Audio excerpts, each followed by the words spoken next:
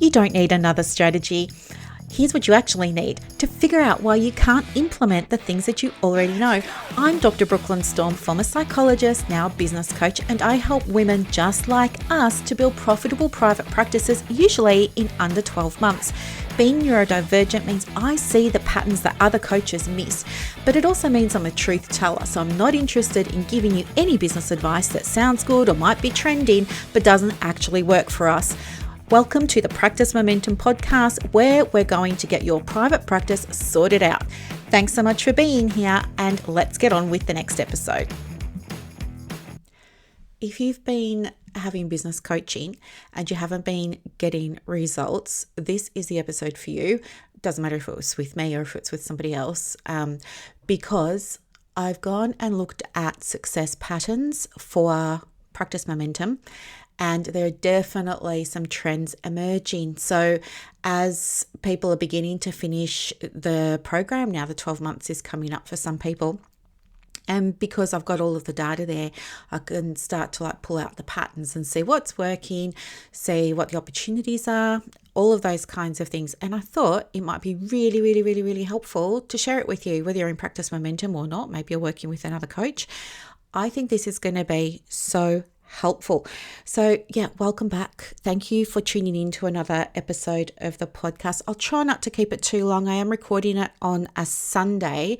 And the reason for that is because, I know I normally do them on a Saturday, but yesterday I just got totally waylaid in my quest for the new property, and I ended up making Pinterest boards of furnishings and furniture, but also kitchens. Turns out I'm very interested in a scullery, and it turns out that I'm very interested in country cottage. I don't know, I wasn't expecting that. I do really enjoy floorboards and wooden benches and lots of natural light and big windows and skylights and high ceilings and all those kinds of things. And I just went down a rabbit hole, guys, and I totally lost time. So anyway, we're here now. You're going to hear me flip over pages because this morning I did take time to write a few notes down, which I very rarely do. But just because I had the data there, so I wanted to make sure that I was across it for you. And also, this isn't all of it. This is just some. Anyway, hopefully it's going to help. So I was speaking with somebody during the week, and she was interested in getting help with her practice. And she said to me, "Oh, do you guarantee results?" And she was so funny. And I just laughed. We're both having a bit of a giggle, and I said to her, "No, of course I don't." And she's like, "No?" And I said, "No." I said, "I can't guarantee results." I said, I can't guarantee them. I don't guarantee them, and I absolutely won't guarantee them. And the reason why is because it's just not possible. It would be like if a counsellor or a psychology or a social work client said to you, "Can you guarantee I'm going to get a result?" Of course you can't. I mean, all you can really do is make sure that you show up and you give the things, but it's up to the client to go away and implement.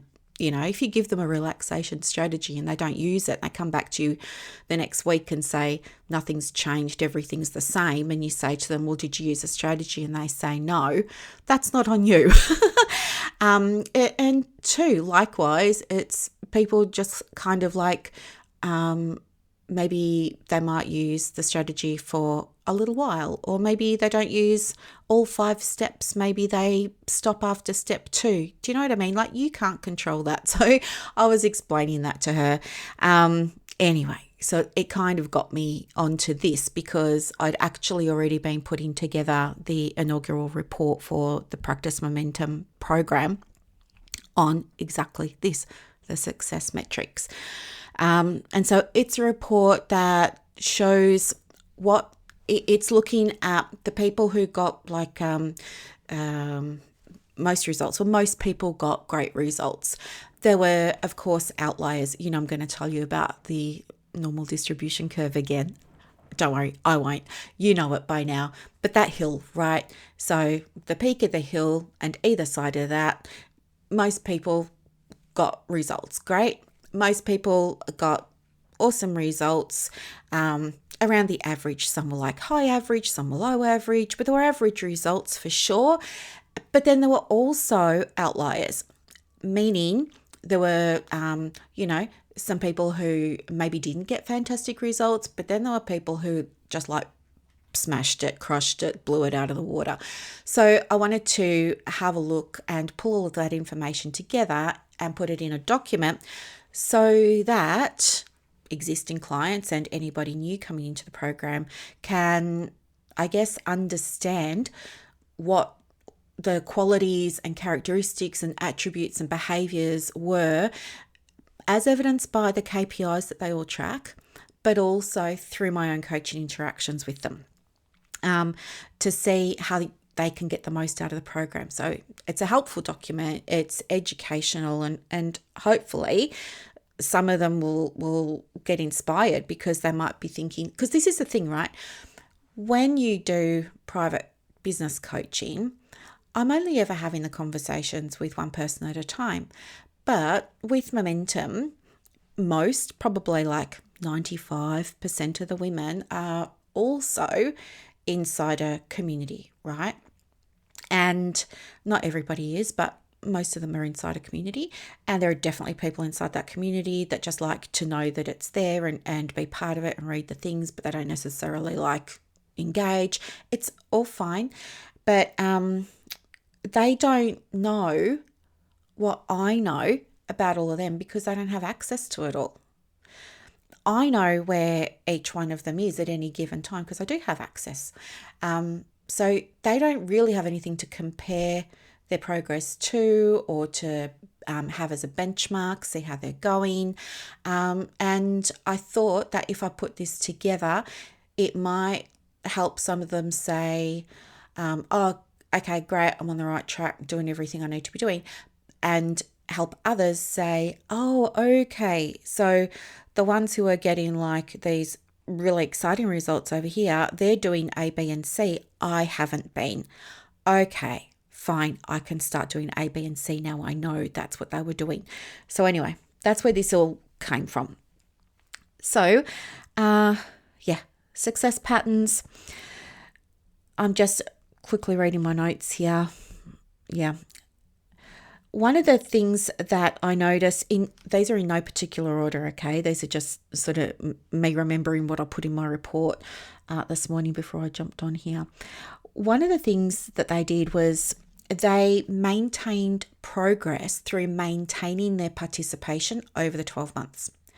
So I guess like many things, if you've ever had a program and it went for 12 months, maybe you were like, oh, very excited at the start of it, and then over time it kind of faded, right? Well, the people who maintained their engagement, their activity, they were in the library, they were using the resources, they were booking calls with me, they were watching replays of things if they weren't able to attend them live. Like those people tended to make consistent progress over 12 months, and it accumulated and compounded versus the people who didn't, right?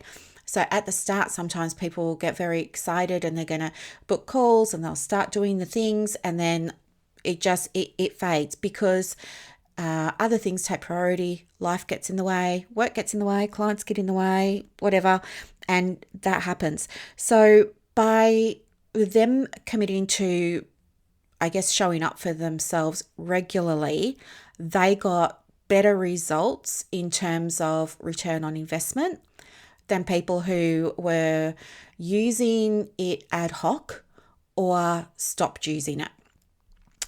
Hit the pause button or something like that, stopped using it.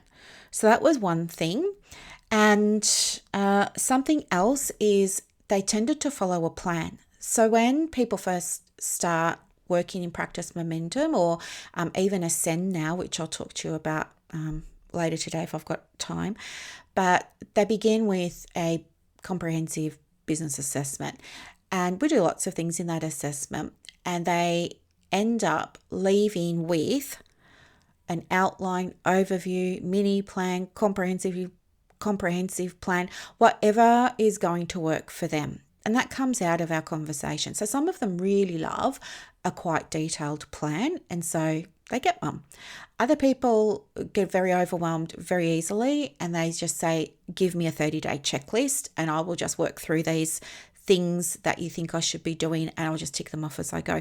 So, and I've probably got, 5-ish, give or take, different types of business plan templates in the library that they can all go and, pick what's going to work for them. Plus, I also created for them a GPT trained on the practice momentum framework that they can go and use. So if they ever feel lost or like they don't know what they're meant to be doing or something like that, they can quickly go in and whip themselves up a plan for a day, a week, a month, a quarter, whatever. So there's options there. And then there are others who just say, can you put it in a Google Doc as a tick list?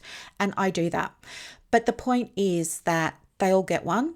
And the people that got the most consistent results and the trajectory of building results, meaning they don't, some come in because they need clients, some come in because they want to make more money, but others don't need clients and they don't need money. They might be saying, I want to move from a one-to-one to a one-to-many model and I'm not sure how to do that. So for them, like one of my clients, she earns 7 figures, right? She doesn't need money. She doesn't need clients. It's the opposite for her. She's like, how do I keep this money coming with less clients, Brooklyn? So for her, we do other things, right? But the point is that when they follow their plan, for the most part, understanding that plans are really, I think, the good intentions. I think they're like, ideally, this is where we want to be by this date. This is what we want to be celebrating and clinking glasses to, but also understanding that there does need to be flexibility because things don't happen linearly, do they? No. If it's my life, for example, it probably looks like a great big scribble pattern. But the point is we eventually get there in the end, okay? So the ones who got the best results in terms of, if they had a workshop, for example, and they had set a goal that they wanted to sell 100 seats for the workshop, they might have sold, 200 or something. The reason that it worked for them was because they followed their plan. There were people who had plans but didn't follow them. They might have started to follow them, but then either said, this feels hard, this feels boring, this isn't what I expected. I thought I was going to be in Canva making pretty things. I just want to see clients. Why are you forcing me to track my KPIs? I don't want to do a business plan, Brooklyn. I just need a client. So there was some of that. Sometimes they would get this plan and they might start working with it, but then go on a side quest because there was something else that just felt better or easier, or it was more fun, or it captured their attention, or, like all of those kinds of things. And so they would just like go off away from the plan. And those people took longer to get the same result as the people who didn't. So that was a success pattern right there, following the plan, making modifications and adjustments as or if needed along the way. But going off plan, especially in the first 2 quarters, really slowed people down a lot. Okay. By following that simple plan as well, the people who did found that they were doing less. And it feels counterintuitive, right? And I get it. It's not the case for everybody, but for many of the women that I've worked with, not just in Momentum, but over nearly 10 years of coaching therapists in private practice, counsellors, psychologists, and social workers, usually before they come to me, they've been doing so many things because they didn't really know what they were meant to be doing. And they had a lot of balls that they were juggling. And then when they come and they work with me and we make a plan, we try and keep it simple. It can feel counterintuitive because their body and their nervous system perhaps have been programmed to feel like if I'm not doing a million things and if I'm not working long hours or if I don't feel pressure or if I don't feel anxiety, if I don't feel like those kinds of things, then I won't get the result. For example, right? This is what it can feel like. So then when I say, oh no, here's a simple way, and I only want you to do these 3 things in the next, 90 days, that doesn't sit very well for some people because they panic. They feel like they need to be doing so much more. And so what will happen is they'll look at the list of 3 things or 5 things or 9 things or whatever it is that's on their list, because everybody gets a different business plan. But they might look at that and they're in their mind, they might think, oh, this isn't enough. This is enough. I will never, I really need money. I really need registrations. I really need enrollments and signups. I really need clients. This isn't enough. She hasn't given me enough. And so they add things in. And that can be a problem because when they add things in, they're now off plan. And then those things that they're adding in keep them busy but don't actually shift the needle. So it kind of keeps them regulated in a way, even though they're stressed and anxious, right? It's like better the devil you know, than dealing with the counterintuitive discomfort that comes from, oh, hang on, I don't need to do these things. The pattern for the people who got the results that were like the biggest and the quickest and, had the most impact, they had to find a way of saying, you mean I get to do a lot less to get the thing that I want? I can stop doing some of these things. So for some of them, they needed extra support from me around how do we calm the nervous system down, regulate you so that you can just focus on these things here. And other people were relieved and they said, oh my gosh, I was, marketing is a big one, right? Marketing on all of the platforms, but not understanding how to market because they never learned, right? So they didn't have a marketing plan. There was no marketing strategy. They didn't understand about putting together marketing content, but they were actively putting stuff on lots of different platforms every day.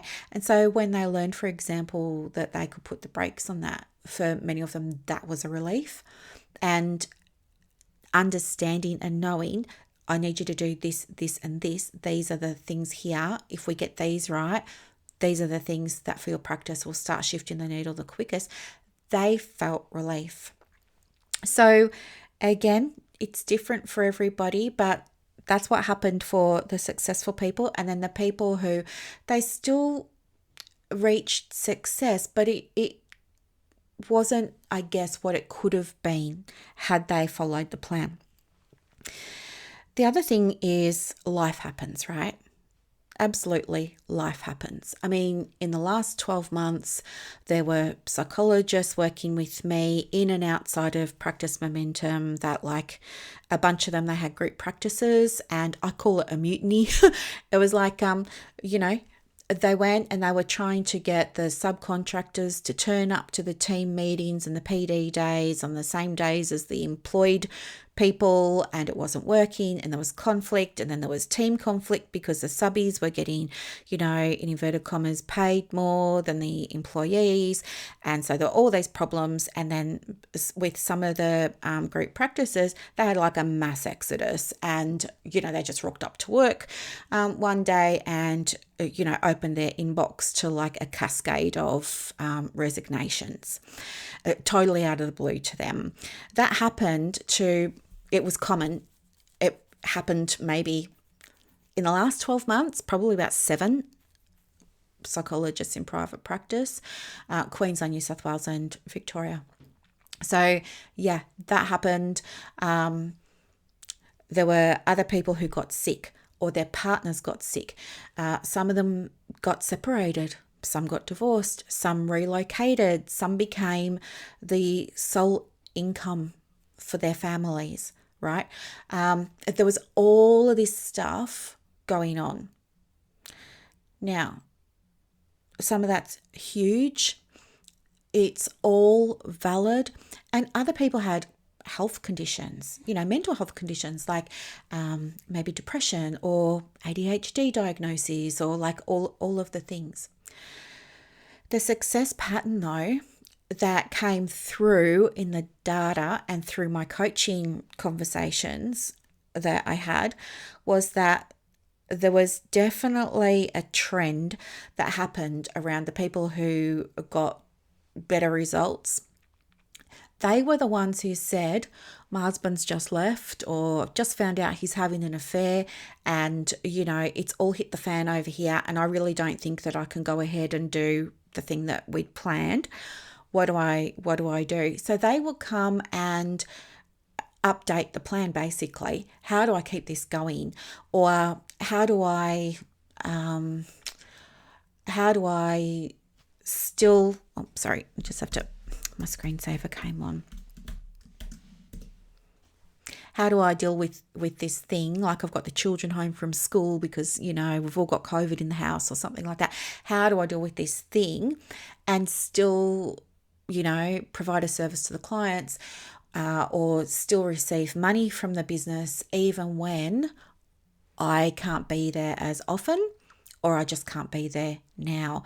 So it was by making plans and adjusting the plans that those ones were able to still keep the business going and they had a business to return to when they came back.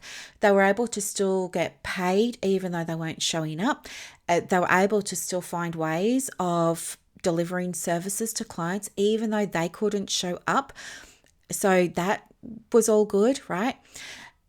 So for them, it was saying, okay, I still want the business to keep going. How do I do it without the energetic capacity, the mental bandwidth, all of those kinds of things? Or even like Brooklyn, I've just been diagnosed with ADHD and I'm starting on a new medication and it's like knocking me for six over here. What do I do? Like how do I navigate this at the moment? So it wasn't, they got the better results versus people who just said, threw their hands up in the air and just said, I'm out, I can't, or just disappearing. That resulted in delays for revenue or client work, all of those kinds of things. And it was difficult for them to get back into the swing of things because they stopped all of their systems. Things hadn't been working for them in the background. So it was like when they came back, it felt to them like they were starting from scratch again. The people that modified their plans had systems installed that kept working in the background. So they had space to take a week, to take a month. They had the space. So making sure that they had the systems in place before they took the time provided them with the safety emotionally, financially, energetically that they needed and allowed them the freedom to be able to go and deal with life, whether that was lawyers, whether it was tax departments, whether it was psychiatrists, all of the things. That was really, really important. And when they returned, because things had still been going, they didn't have the same tapering back in time that the ones who didn't use those systems in their absence had. Okay, another success pattern was that, again, and I'm a big one for this, people who were most successful, of course, they still got excited about things that weren't part of their game plan, right? I'm a big one for that. I get excited by so much stuff and you hear me talk about it all the time. It's AI at the moment. But the people who were successful, they did get excited about things. But before they did things, they would ask how. So even if it was something that was on their plan, if it was on their plan, usually in the initial business assessment, we would discuss in detail the priorities. This is the first thing to do. This is the second. This is the third. There are resources in the library to support you, including, video trainings, audios, workbooks, worksheets, templates, swipe files done for you, done with you. Like everything's there. You know how to log in, you know how to access that. It's all there. You can share it with me. And I recommend that you do initially, especially if it's something new for you that you haven't tried before. So yeah, there was always that.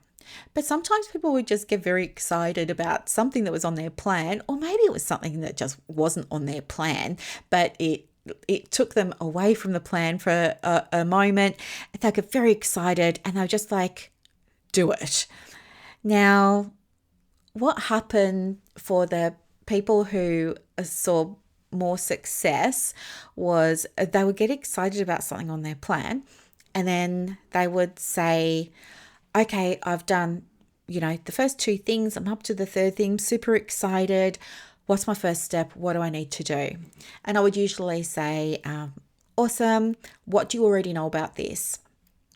And so we would talk through, and I'll be checking if they knew all of the things, and then I would redirect them over to the library. I say there's information in the library, there's a blueprint with all clickable links to Google Docs that you can just edit, make them sound your own. There's this, there's that, there's this, there's that. So those people who asked before they did things got better results more quickly than people who got excited about the thing and then just like went and did the thing. For example, a really, really common one is making a freebie. There are people who will say, oh, I've they will send me a little message, or they'll reach out and they'll say, oh, it was such a great week last week. I published a freebie. And I think to myself, oh, okay, great. I'm so happy for them. I'm so happy for them. And then I'll go and I'll have a look, because I'll say, oh, do you want to go and have a look at my website? I say, yeah. And I'll go and have a look. And then I go to download it, and I can see, oh no, hang on. She doesn't have this. She doesn't have that. This is missing. And then we've got to try and rein it in, call it back, and say, okay, the freebie, okay, fine, great, but we need to also have this and this and this and this and this. And you can get all of that information over there, and I'll help you with it, and da. And so that can be defeating. It can, because if you got really excited because you made your free thing and you put it out into the world and you shared it everywhere, and then your business coach is saying, well, hang on, my lovely, where's the landing page? Where's the email sequence? How does this freebie fit with the thing that you're trying to promote or sell at the moment? What's the intention with this freebie? Or even making the freebie, they might have made this freebie because it was on their heart and soul to do it. But because I'm on the outside looking in and I've got the business knowledge, I can see this probably would have a better chance of getting downloaded if we changed the presentation, or it had a different title, or, stuff like that. So that can be hard for people. Absolutely. And then they kind of maybe feel like they don't want to go and do all the bits that haven't been done yet. But people who are saying, oh, I'm up to the next thing and I'm going to do a freebie, I could have a conversation with them and say, okay, great. What do you know about freebies? Because I want to make sure, obviously, that they're going to get a really, really good result.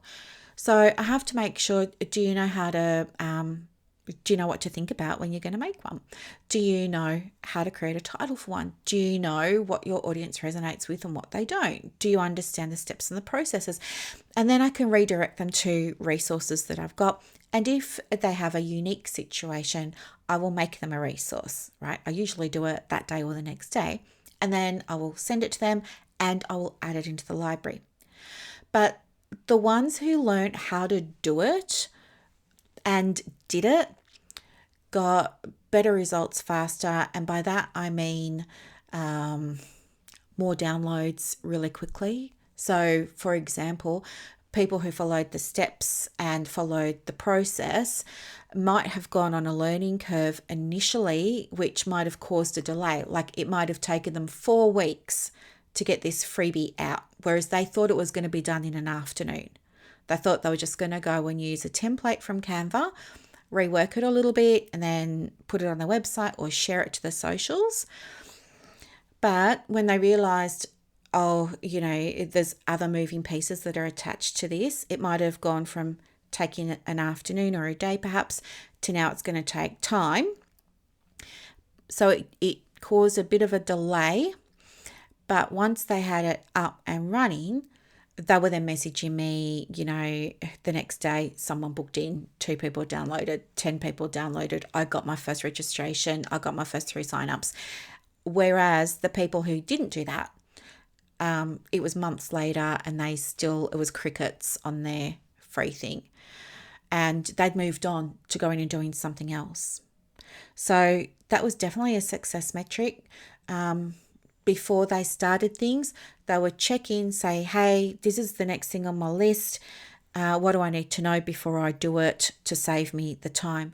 Because there's nothing worse. I'm sure there are worse things, but I think what a pain to put something out that you really love and that you're very, very proud of, only to find out it's missing a lot of things. I mean, it's kind of like, baking a cake and then realizing that you didn't use egg, milk, sugar, flour. You've got no way to sell it. Nobody knows that you even made a cake. Do you know what I mean? All of the things, the moving parts. It would take time. So they go from this initial, I've got this great idea for a freebie, to, okay, fine, sure, it's going to take me time. So it would slow them down initially, but then it would speed things up, and then it became part of their client attraction system that they could pretty much leave on autopilot.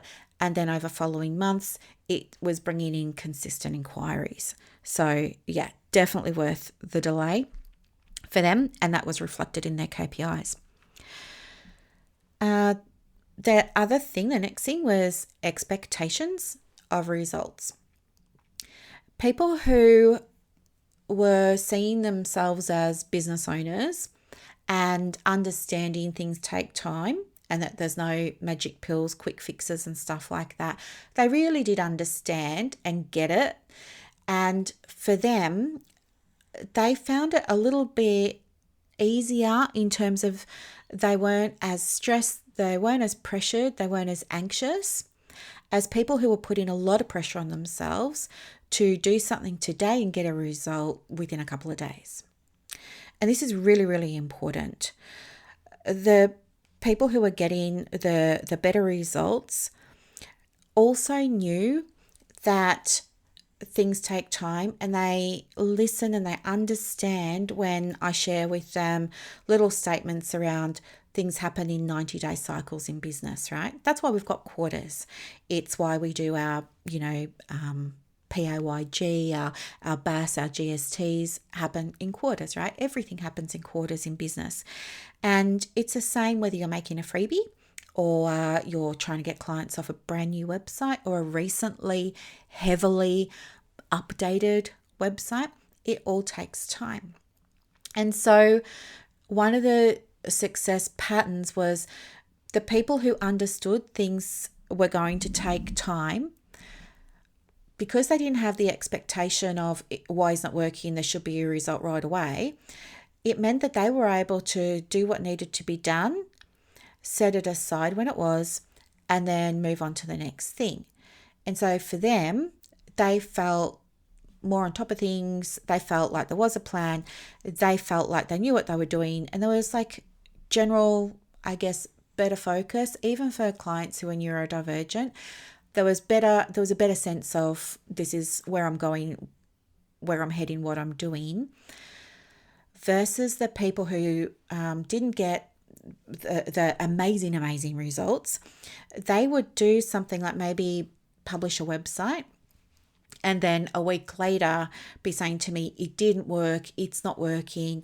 Or I might share with them a marketing plan and, talk them through creating content for that, etc., and they would start to follow it.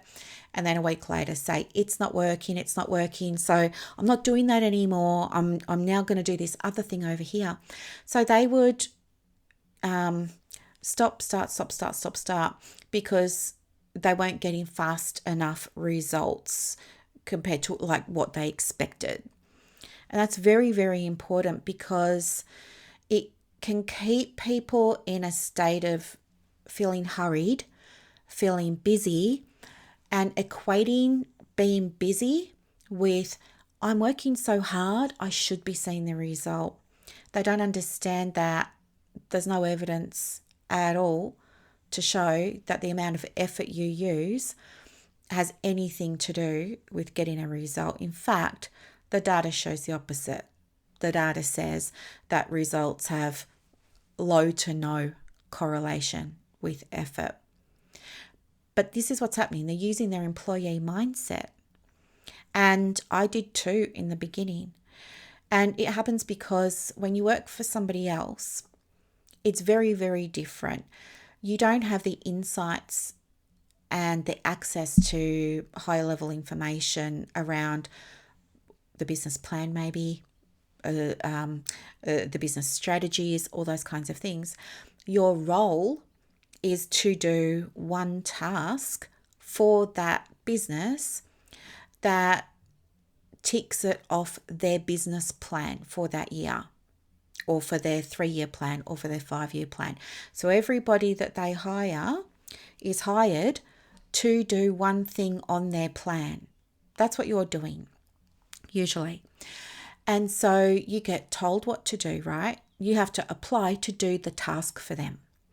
And you get a business description, you get a job description that says, right, we need this task done.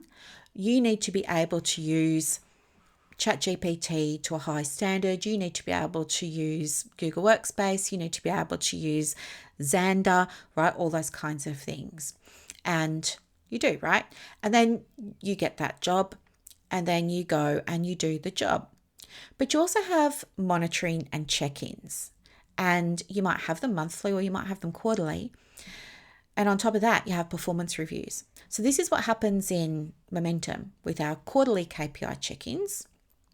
That's your opportunity to have eyes on your business and get the pivot if it's needed and things like that.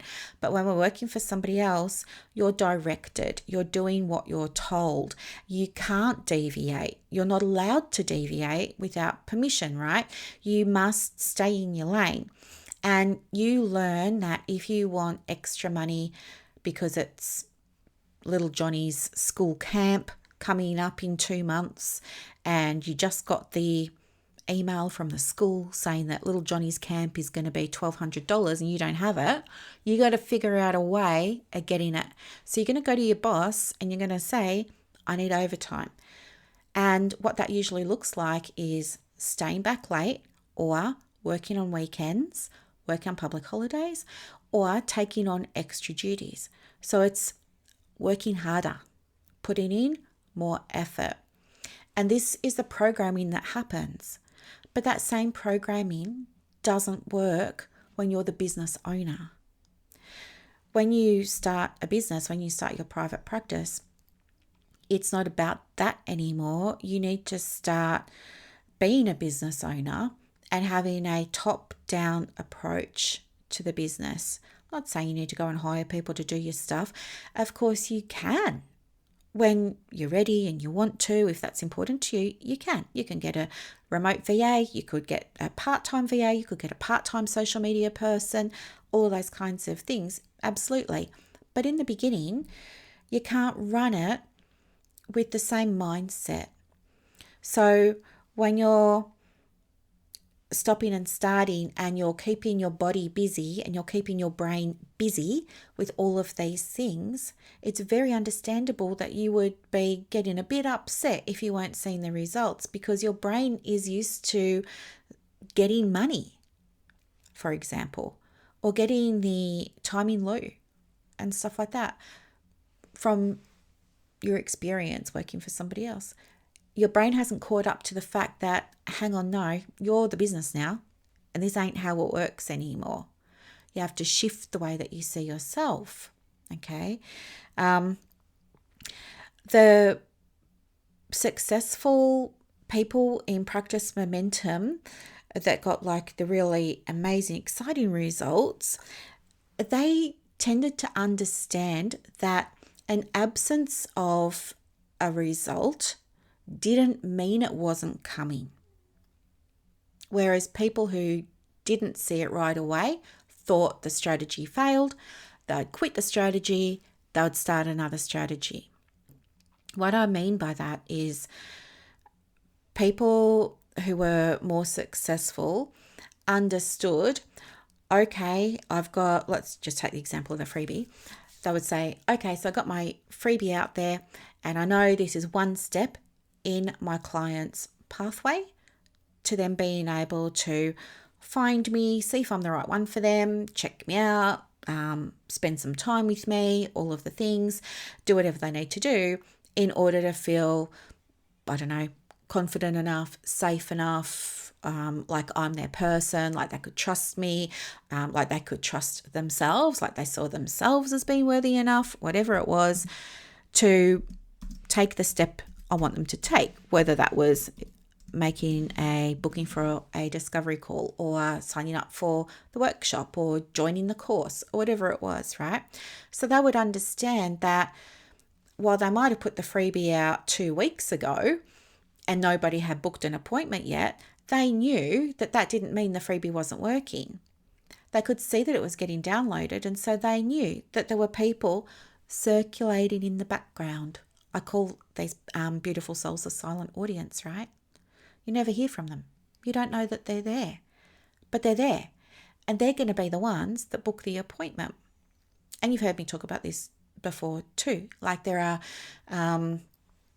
people that reach out to me and I'll say, oh, how did you find me? And they'll say, oh, I was listening to your podcast for the last 6 months or the last 3 years. Or they will say, oh, I've been in your world in Facebook for, a couple of years. Or, my professor recommended you, to our class and things like that. So people will find you in different ways. But I know that I've got dependable pathways, and that just because somebody downloaded my freebie 2 weeks ago, I know too that there'll be some people who zip through the pathway and they might go and, just say, do you know what? This free thing that she just shared with us was so good. I absolutely need to talk with her and see if she can help me.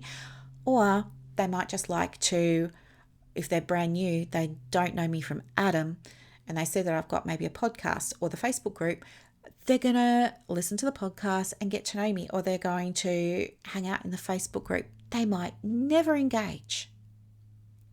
It doesn't mean anything to my business if they engage or not, because engagement is not a predictor of a client booking with you. There's no evidence that says the more somebody engages, the more likely they are to book. There's data that says the opposite. There's data that says your biggest engagers, the ones who will always comment and be like your super fans and things like that, rarely will pay you money to work with you. There is data for that. So understanding that the absence of the physical booking in the diary or the absence of the physical money in the bank account, the absence of that result is not proof that what they're doing isn't working. Okay? So that was huge. And that happened for lots of people. And that's what I call the hockey stick. And for me, the hockey stick is like this. Somebody might say, I'm just going to say stick with the freebie example again, but it could be you going to a one-to-many program and making something, or it could be you're, introducing supervision for the first time or something like that. It doesn't matter. But, maybe they're making a freebie and they put it together and they get some ideas on how it could be better. Like, oh, did you see this? Or, hey, did you know if you use this formula to make your title, it will really resonate. And so they get this dopamine hit, right? They've learnt something. They feel like so excited, so confident. It's like, oh, wow, I can do this, and they're very, very excited, very, very proud of it, as they should be. But they will then maybe run off and share it with the world before I guess realizing that there were other things to do, right? Maybe they didn't look at the resource that was recommended, or maybe they just did step 1 of the resource. They felt so great, so confident, so proud, and they couldn't wait to get it out there. But they didn't look at steps 2, 3, 4, 5, 6, 7, 8, 9, 10. So those other steps haven't been done. And so what happens is it goes out, but then they're like, oh, yeah, I don't have a way of getting the email addresses. So now it's like we're like feeling a bit flat, like, oh no, I've messed up. She's right. I've got no idea how many people have been downloading this now because I didn't have an opt-in page. Yep. Now I've got to learn how to do an opt-in page. And then, and then from the opt-in page, then I'm like, okay, and now we need to like write the email. So you go an email sequence. It's like, oh, something else I've got to do, or something else I need to learn, or something like this, right? And so then it's like feeling defeated again. And this can cause some people to say, it's too hard, it's too much, I shouldn't have to do it, nobody else is doing it, I don't understand why. Or they'll say, I'm overwhelmed, I can't do it, I need to walk away, I'll come back to it later on. But in the meantime, I'm going to go and start this other thing. And so they'll leave a freebie out there that's getting downloaded, but not bringing them a client and not making them any money.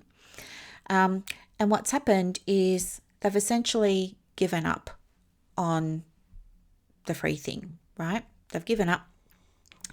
And so that's the bottom of the hockey stick now. At the bottom of that little curve in the hockey stick, that's where they are, right at that bottom of the bowl there. They're like, I'm out, too hard, too overwhelming. I can't do this on top of everything else. I've got family, I've got kids, I've got a mother I'm caring for. I just need clients anyway.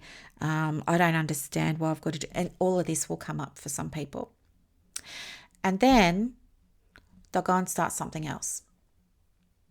So they'll go and maybe have a look in the library and they'll find something else and they'll get excited and they'll go and do step 1 or step 2 and they'll get very excited about it and they're celebrating. It feels so good. But hey ho, guess what?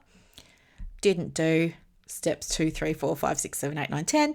And now we're going back down the hockey stick and now we're feeling, oh no, it's too hard. I didn't realize it was so involved. This isn't what my other coach told me. My supervisor said this, all of that comes up. It's a defense mechanism because, of course, you want to stay calm and you want to hang on to the good feeling, right? And then they say, I'm overwhelmed. It's too much. I'm out. And they will stop the thing, hit pause, and go and start something else. They start something else, get the dopamine rush, and do you see? They loop, okay? So they're often having these moments of celebration of doing something that they didn't think they could do, that feels really good, really proud of it, and then crashing, later, and then boom, looping again. For these people, we need a pattern interrupt, a serious pattern interrupt, because nothing is ever going to change. They're going to end up with a lot of projects that they've started but not finished. And when we add that into their identity as employees or their identity as therapists, they're now feeling also very frustrated because those identities are telling them hard work equals you should be getting results. And because they're working really hard, and they can say to their husband, for example, oh, I made the free thing over here and updated my message over there and I did this over there and nothing I'm doing is working. And then they get affirmed by that person because maybe they didn't tell that other person the reason why it's not working is because they didn't do steps 2, 3, 4, 5, 6, 7, 8, 9, 10. that other person will then affirm them and say, yeah, you're right. You should be seeing results now. Yeah, maybe this isn't working. So we want to try and break patterns. But it's not just behavior. It really comes back to how you see yourself as the owner of a business, in addition to being a practitioner. You have to show up in two completely different ways, right? The people who tended to reach results more quickly and get, better, in inverted commas, results in terms of more downloads, more money, more enrollments, registrations, those kinds of things. When I say better, higher, more, you know what I mean? They were the ones who also went on the hockey stick. But when they got down to the bowl of it, and they were like, oh my gosh, she's telling me now there's like not only step 2, there's these other 7 steps over here. It still feels like a lot. It does. The difference was, for these people, they knuckled down and they said, well, do you know what? I get it now. I have tried doing this, making a free thing before, and it never worked for me. But now I see why. I didn't know. I had to go and do all of these other things. And that's really annoying because I love my freebie. Now I'm going to have to take it down because there's no point having it up if I am not catching the emails or catching the payments or whatever. So they will deal with the emotion that comes up and the frustration that comes up. But then they just roll up their sleeves and they're like, okay, then show me step 2. What do I need to do? And they will start moving through the steps. And as they move through the steps, something shifts. What happens is they go on the learning curve. And the learning curve, of course, has its own frustrations. Maybe if you're not great with tech, or maybe if the tech isn't being great to you. Sometimes that happens, right? Like I was talking with some ladies in Momentum when I did the AI training with them during the week. We're talking about hallucinations, right? How the AI will hallucinate sometimes. Doesn't matter how well you prompt, it's going to hallucinate. So sometimes the tech's not playing nicely with you. So they would still weather that, but they would start to see results in so far as, oh, I got that thing done. I've got the landing page done. I've made the image. I've got the mock-up. I've figured out how to write the emails. I'm stitching it all together now. Oh, it'll make sense. And so what's happening is they're now coming up the hockey stick and they're gaining skills as a result of learning. Those skills can never be taken away from them. So even when they're not working with me anymore, they'll have those skills forever. Because they're learning skills, they become competent. And that competency is now bringing feelings of confidence. And then some of them are saying to the others, oh, I can help you with this. Oh, did you do this bit over here? Did you do that bit over there? And I see them talking with each other, helping each other out. And that's the difference. That's the difference. They don't feel like they need to pause. They don't feel like they need to, think about it and sit with it for a period of time or anything like that. They're just like, well, this is why I'm here. I now understand why what I was doing in the past wasn't working. Okay, fine. I'm going to have to learn the thing. It's not going to be as quick as I'd hoped. Okay. And as they're learning, because it's all brand new, usually, they don't have anything to connect it to make it easier to learn. So it can be like hard, but they stay with it. And it's one thing, new skill, new competence, new confidence. Another skill, new competence, more confidence. And it goes. And then when they come to do a follow-up business plan or something like that, and there's something that's on it that they don't know, or they will say, oh, before I do this, I will check in because, there's probably a lot that I don't know. That's the growth, right? And they're the ones that will come and ask the questions rather than just rushing off and doing things and then having to redo them and redo them 10 times over. They learn how to do them first. It works. That's the hockey stick. The people that got like some of the best results were really good at navigating a hockey stick. So if you're listening to this and you can relate to the loop, you're not alone. I was a looper as well. But I see now, even for myself, I need to push through the difficult bits. The difficult bits are the learning, right? And once you've done that, boom, the confidence comes. So yeah, one of the other success patterns that was really, really, really, really clear is I do request, ask for KPIs regularly, every single quarter. There were people who would send them to me every month and say, can you cast your eyes over this? How's it looking? How am I going?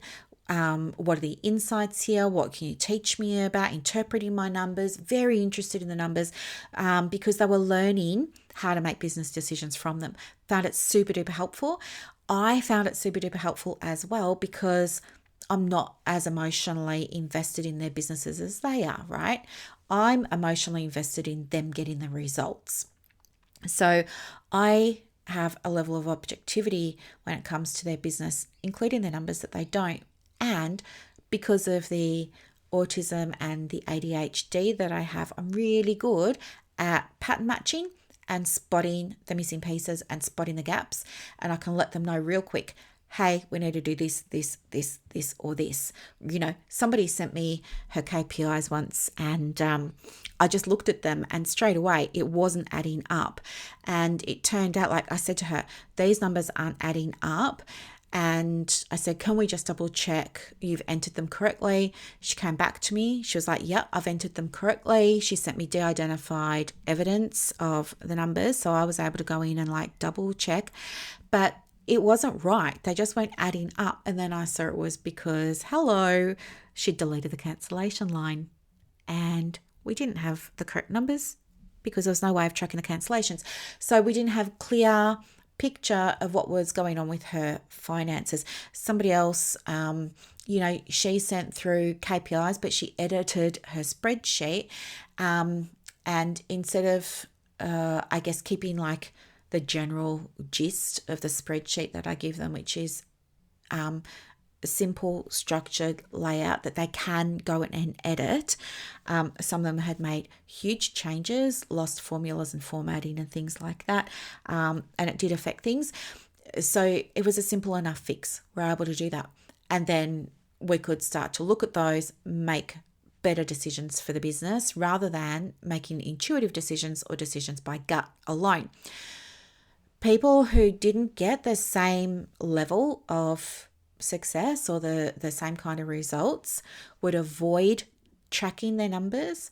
They would leave it until the 11th hour of the 90 days. Sometimes they wouldn't get them to me at all. Sometimes they would just only give me part of the tracker, not the full tracker. So there'll be all these empty boxes where there should have been numbers. And that was a problem because it meant that we couldn't, it's very difficult if you're saying, oh yeah, well, I'm just focusing on getting, downloads of my freebie at the moment. So yeah, I didn't bother filling out the rest. That's a problem because I need to know, well, of the downloads that you've got, where were they coming from? Where were they coming from? Like what posts were you putting out? Where were you putting them? What day and time were you putting them? I need that information. So I need more than 1 or 2 lines of a whole total tracker. So the people that struggled to do their numbers, for whatever reason, it was different for everybody. Some people, it was mindset. It was feelings of shame and guilt. I don't want to look at my numbers because I'm not seeing any clients yet. So what's the point? There was a little bit of that. Or it was, and again, it's really important because the tracker is set up so that we can track the essential things that every business needs to be doing. And even though you might not have clients, looking at that other data can tell us why and tell us what to do. But when that data doesn't come, it makes it very, very difficult. So yeah, they might not do it because they might have been feeling embarrassment or shame or guilt about the numbers, or they may be running a story along the lines of, I'm not good at numbers, my husband does the numbers, or my accountant takes care of all of that, things like that. So there were definite things there, and they struggled.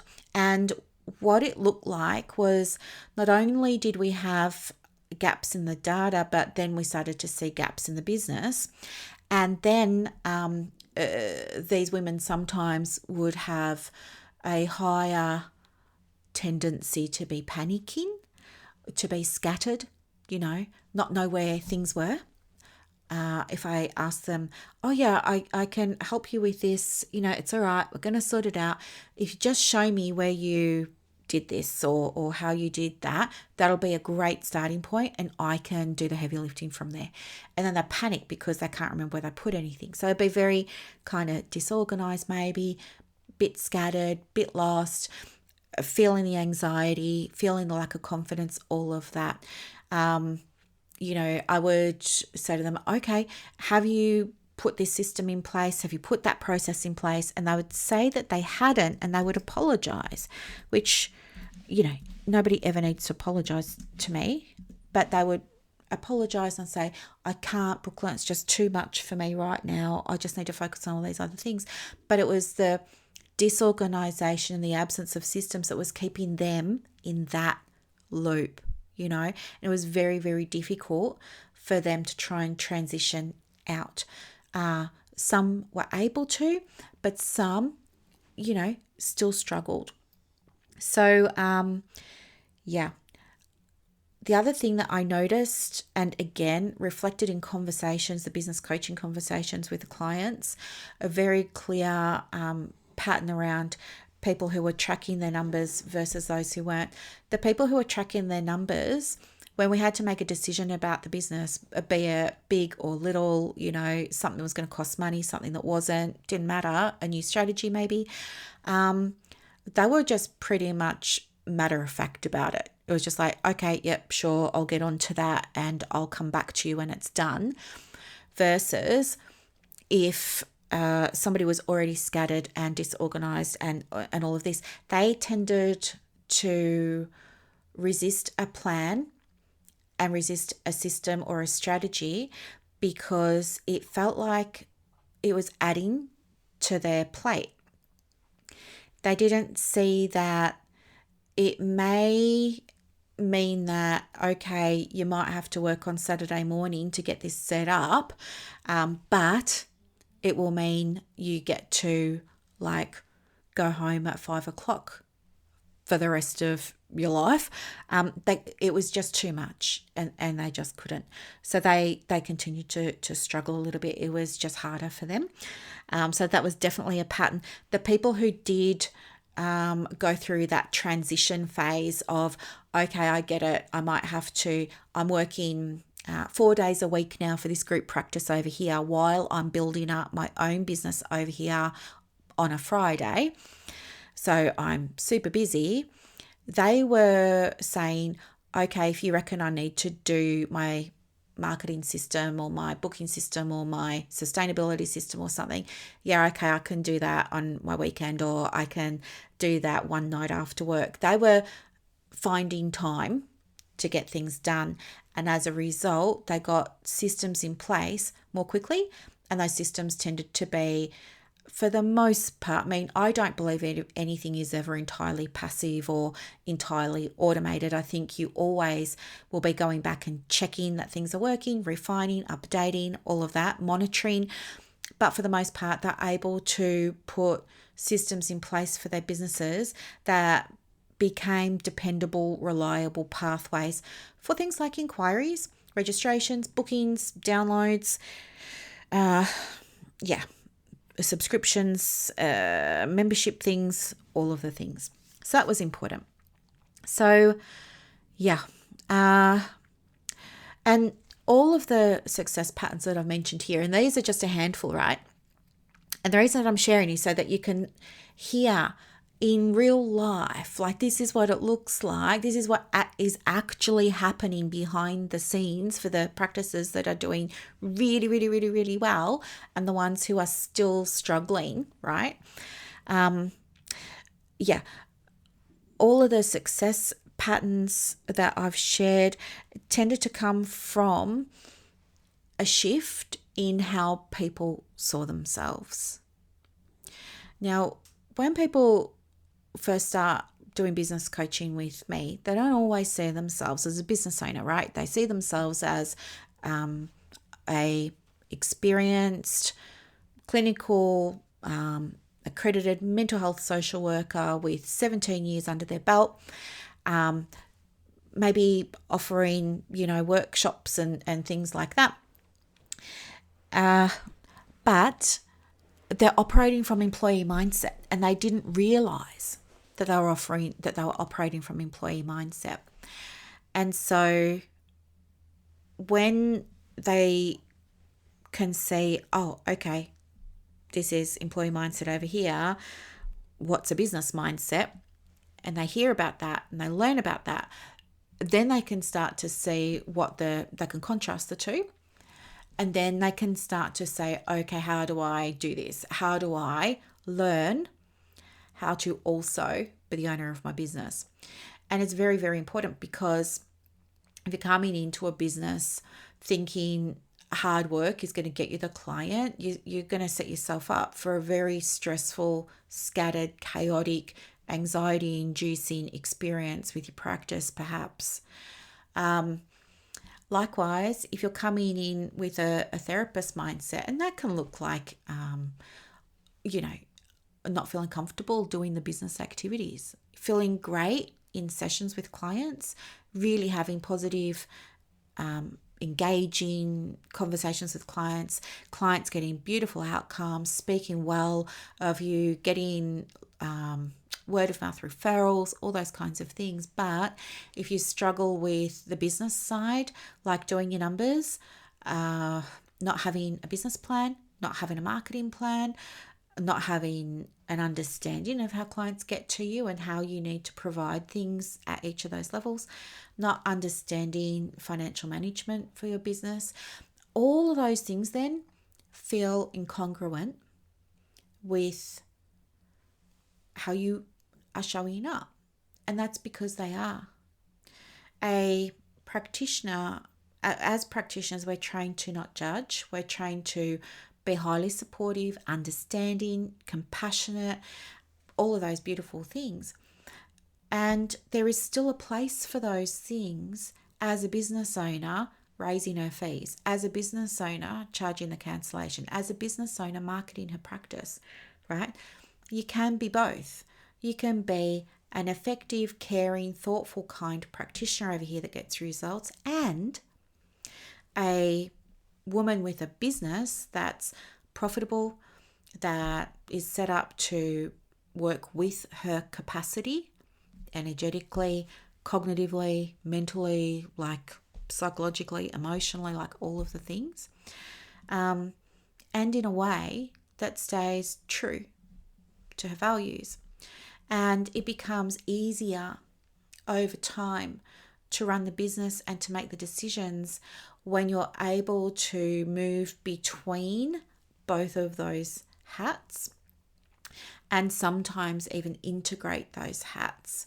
That's the sweet spot, and that's what tends to work. Now, there are some people in Practice Momentum that do have a business mindset already, and they also show up very well as practitioners, right? They don't need all of this, but that's pretty uncommon. In my experience, that's pretty uncommon. Most of us, I say to my clients, new level, new devil, right? Even somebody that I work with at the moment, she's got a practice. I didn't do it. Her accountant did her numbers, and she was at 800,000 during the last financial year. And she is another one who wants to go back from, I'm sick of doing the one-to-ones and I've got a group practice. I just want to shut it down and I just want to go back to it being me. It's too stressful having employees. It's too stressful having the brick and mortar. I just want to like burn it to the ground, but I don't want to lose the revenue. And so when I'm talking to her and I'm saying, okay, let's look at this, and we start playing with different strategies, of course, for her, it's new level, new devil, right? And so her stuff is coming up too.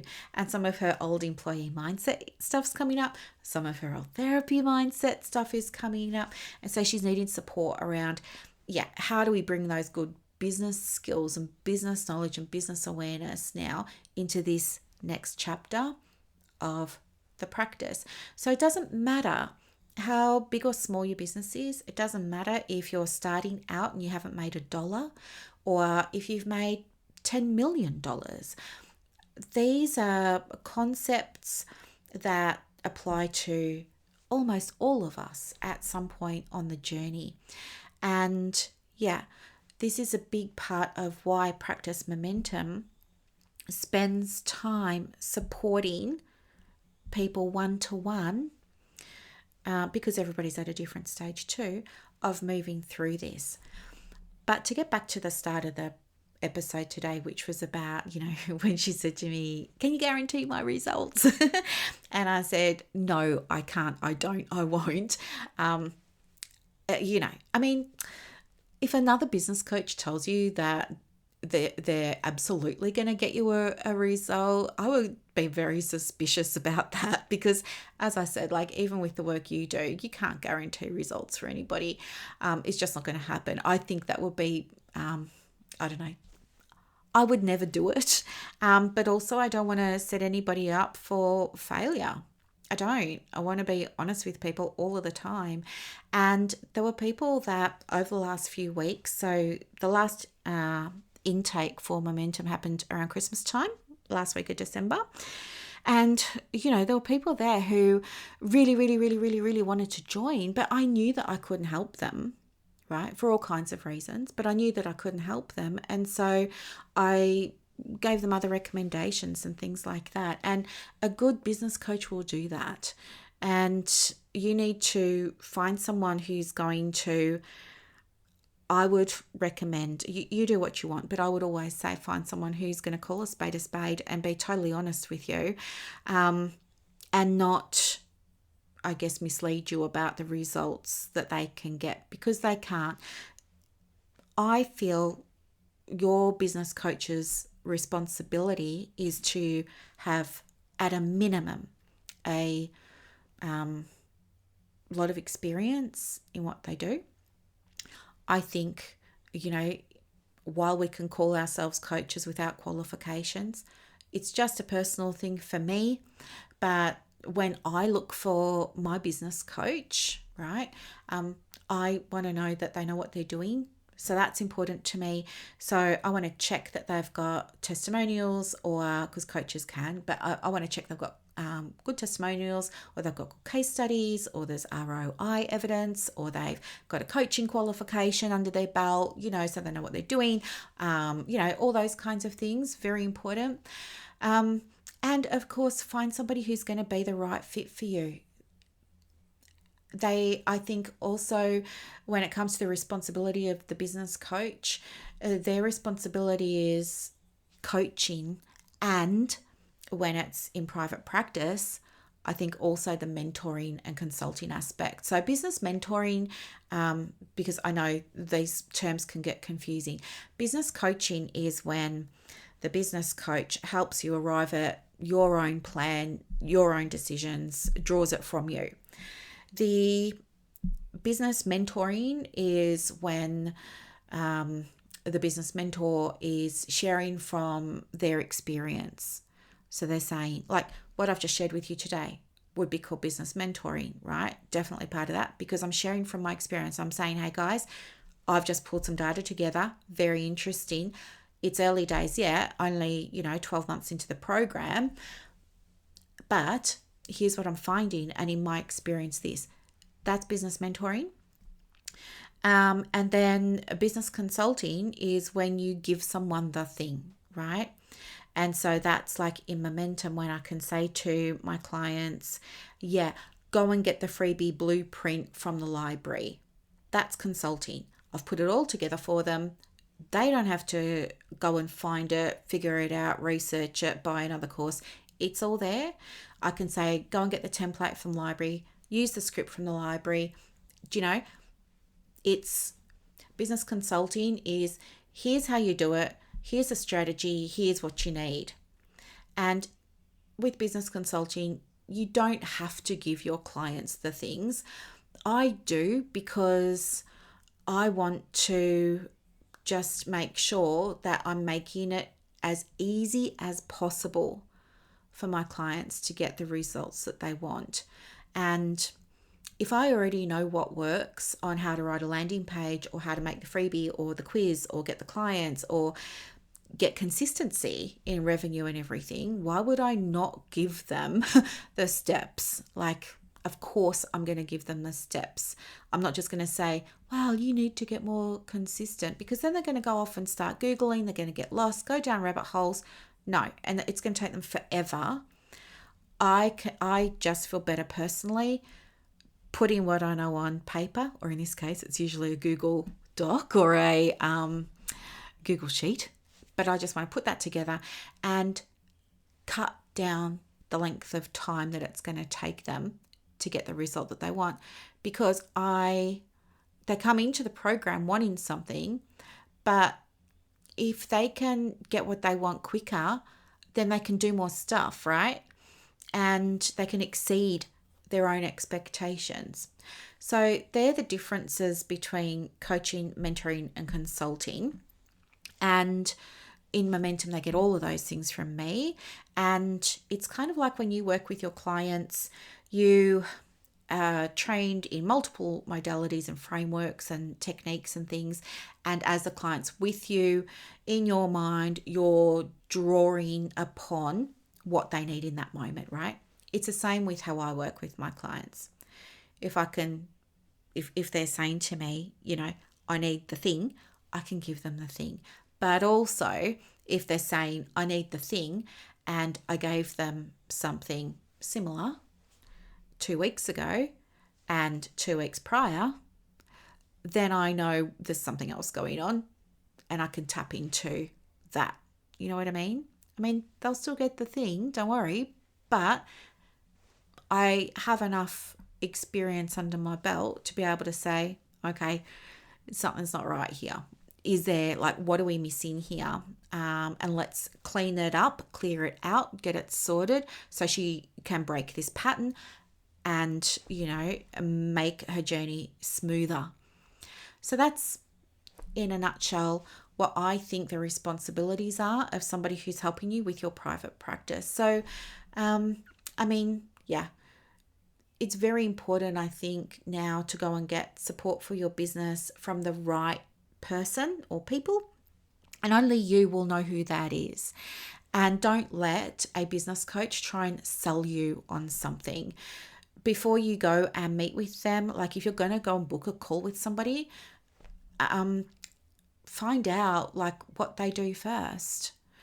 Find out whether or not what they're offering is actually going to work for you, or if it's something that you're looking for, if it's in your budget, all of those kinds of things. Don't just book discovery calls with people and you'll get overwhelmed. It's always going to be better to familiarize yourself with that person first, which brings me back to what we were talking about a moment ago about, if you're not seeing results straight away, it's not necessarily evidence that the thing isn't working. Anywho, I hope that this was really helpful. Practice Momentum doesn't open again until March, but of course you can apply whenever you like. If that's something that's on your mind now, or if it's on your mind over the next few weeks or something, you can absolutely go and apply whenever you like. You can withdraw your application too, that's not a problem. The process is that you fill out an application form. From that form, you will be notified within a day or two. I try and do it within 24 hours, but a day or two about the progress of your application. And usually the progress of the application is going to be proceed to interview, or it will be, offering you something else that might work better based on the responses that you put in your application. So either way, there's movement happening, which is really good. If you do come to interview, then you'll be interviewed to see whether or not this program is likely to be able to help you, support you, get you the results that you want based on not only your answers, but also things like attitude, personality, or characteristics. Have you got a history of completing things in the past or not? Like where are you at now kind of thing. And then from there, you will then be notified again within a day or two about the progress of your application. In this case, it's the interview stage. And if you've been accepted or not, or if we need more information. So if you're accepted, you will pay a deposit and then you can start when the next cohort starts. If you're not accepted, that's okay. You'll be provided with resources and recommendations to help get you prepared so that you can reapply next time around. And then if it's more information, you'll be contacted with an information request. And then we'll make a decision from there. So that's how it goes. That's the process. So no, I don't sell to anybody. If you have a call with me, I am not going to sell. I don't like selling. Don't sell I should have to. Don't want to. If you want help and you've gone to the trouble of applying, I'm assuming you know what it is that you're applying for, and you know the things that are involved, and you're ready to take the next step. So yeah, that's that. So I hope it was helpful for you to hear about some of the themes and patterns that are emerging from people who tend to get better results. And I just drew a lot of this from Practice Momentum, but in the podcast episode today, I've also drawn from, business coaching clients that are outside of that. But I'd be interested to see, like in another 12 months' time, if the data's different and what's shifted. So yeah, very interesting. If you want, you can also go and do the assessment. It's a free assessment, and that will show you where you're at in terms of how you see your role in your business. You might think, oh yeah, I know that I own my business and da-da-da-da-da.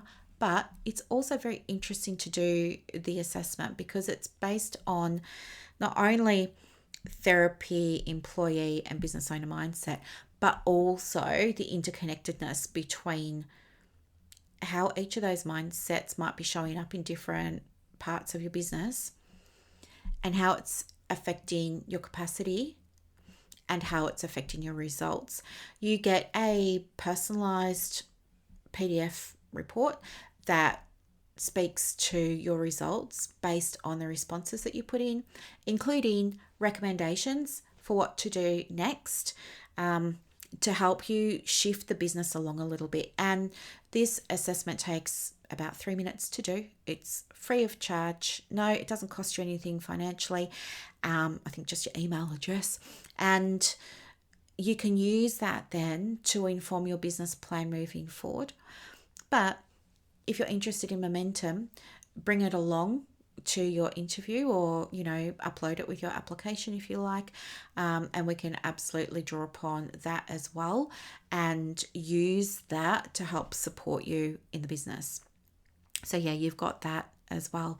So I hope these things are really, really helpful. It's always interesting, isn't it, to hear about what's going on with other people's businesses. I have a secret, I don't even know what you'd call it, but I really love to, when I do go and do the shopping, I love to see what's in other people's trolleys or hand baskets. I do. I think it's fascinating. And I think it's kind of like this same thing, isn't it, when we're hearing about, well, how are the successful people being successful? No one talks about it, so I just felt I wanted to. I hope it helped you. I hope it was educational and informative. Thank you so much for being part of my world, and have a wonderful weekend. Bye for now. And that's a wrap for this episode of the Private Practice Podcast. So as you reflect on today's insights, imagine creating real success in your private practice without going down rabbit holes or exhausting yourself with business activities that don't move the needle. With Practice Momentum, you have push of a button help available on demand. It's like having an expert in your pocket ready to guide you whenever you need it. Visit brooklynstorme.com to discover how Practice Momentum can transform your approach to building a thriving practice. I'm Dr. Brooklyn Storme, and I'll see you next time as we continue exploring the mind, business, and spirit of private practice success.